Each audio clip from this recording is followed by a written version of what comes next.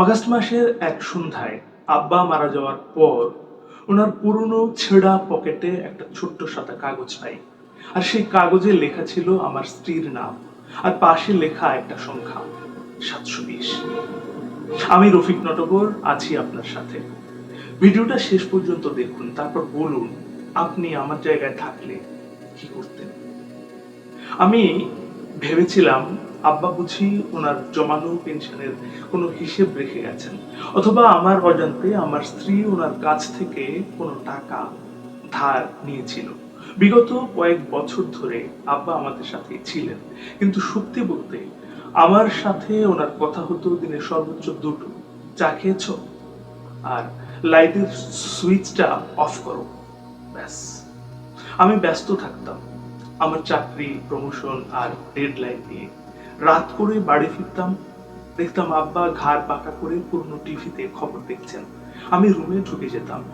অগাস্টের এক সন্ধ্যায় ঘরের কোণে আব্বার অর্ধেক খাওয়া ঠান্ডা চায়ের কাপটা পড়েছিল। চশমাটার একটা পাশ সুতো দিয়ে বাঁধা।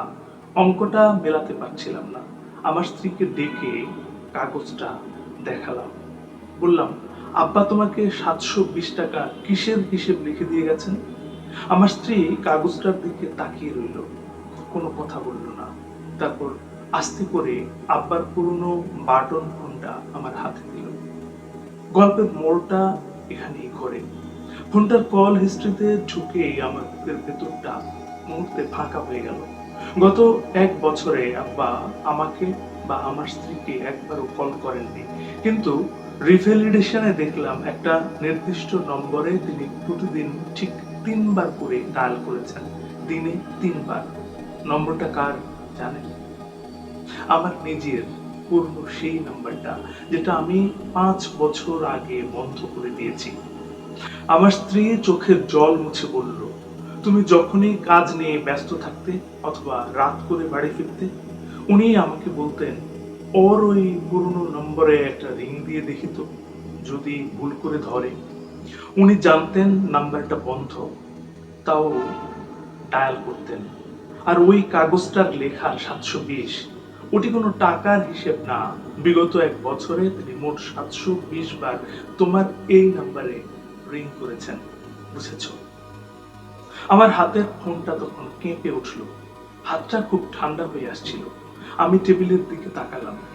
আব্বার চশমা, অর্ধেক খাওয়া চা আর নীরব ঘরটা আগের মতোই আছে, শুধু মানুষটা আর নেই। আমরা সারা জীবন ভাবি মানুষটা তো ঘরেই আছে, কাল কথা বলবো, কিন্তু সেই কালটা যে একদিন না বলে শেষ হয়ে যায় আমরা বুঝতে পারি না। কিছু নম্বর কখনোই কানেক্ট হয় না, কিন্তু ওপারের মানুষটা ঠিক অপেক্ষা করেই যায়।